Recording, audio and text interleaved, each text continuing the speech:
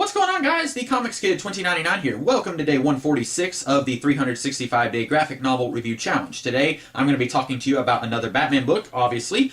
Today, I will be talking about Arkham Manor, which was a 5 or 6 issue miniseries from a few years ago. It spun off of the year-long maxi series Batman Eternal, which is something that I have not read, but I have read this. And this is by Jerry Duggan, Sean Crystal, and Dave McCraig. And this is a story where Bruce Wayne somehow lost his fortune, and in the events of Batman Eternal, Arkham Asylum was destroyed somehow, and so the city has to figure out where are they going to house the inmates of Arkham Asylum. And they ultimately end up choosing Bruce Wayne's house to house the inmates of Arkham Asylum. And then once that happens, there are these murders going on inside the asylum, and then Batman infiltrates the Arkham Manor as an inmate, and then he has to try and figure out who is committing these murders. And then lots of fun, weird, unusual stuff happens along the way.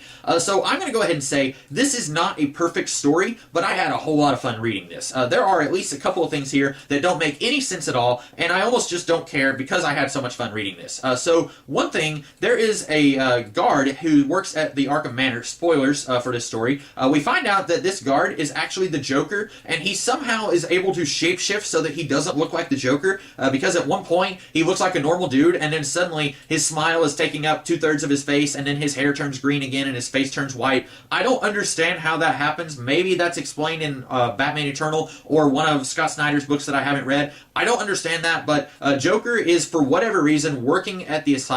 I don't really know why. And then at one point, there is this new inmate at the asylum who falls in this sinkhole in front of the Arkham Manor, and then Joker, as the guard, goes in to rescue this guy, risks his life to rescue this guy. I have no idea why he does that, because the reveal that he is actually the Joker, that comes after he rescues the guy. It doesn't make any sense unless you want to say that the Joker wants this inmate to escape and wreak havoc on Gotham City.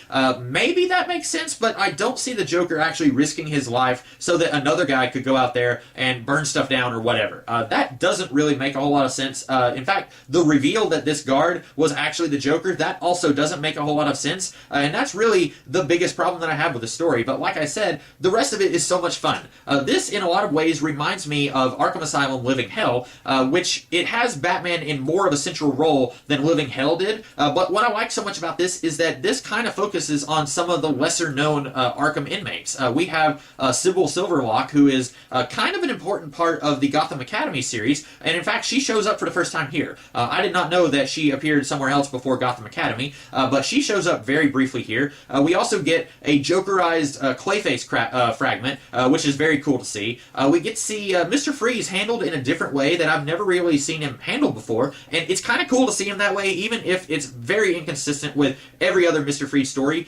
Even if you consider that this is in the New 52, where Scott Snyder had reinvented the character of Mr. Freeze, it's still inconsistent with that version of Mr. Freeze, but like I said, I don't care, because I kind of like the way that Mr. Freeze is handled here. I really like this story a lot. I don't think that you need to read Batman Eternal to read this and enjoy it. The art may not be your cup of tea. The art is very rough and at times very sketch-like, but again, I liked it. I like just about everything about this book. The stuff that I didn't like was I've already talked about it a little bit, but ultimately, I think that it's a very enjoyable story. It does have just a few bumps in the road, but ultimately, those weren't enough to make me not like this and not recommend it. So, if you like Batman Arkham Asylum Living Hell, or Arkham Asylum, Arkham Reborn, which came out about 6 years ago, if you like those stories, then I think that you would probably like Arkham Manor. It's very similar to those tonally, and I really like it a lot. I am very happy to put this on my shelf next to some of those stories. So those are my thoughts on Arkham Manor. I hope that you guys liked this video, and if you did, be sure to like, share, comment, and subscribe, and I will be back tomorrow with a different video. In the meantime, you guys have a great rest of the day.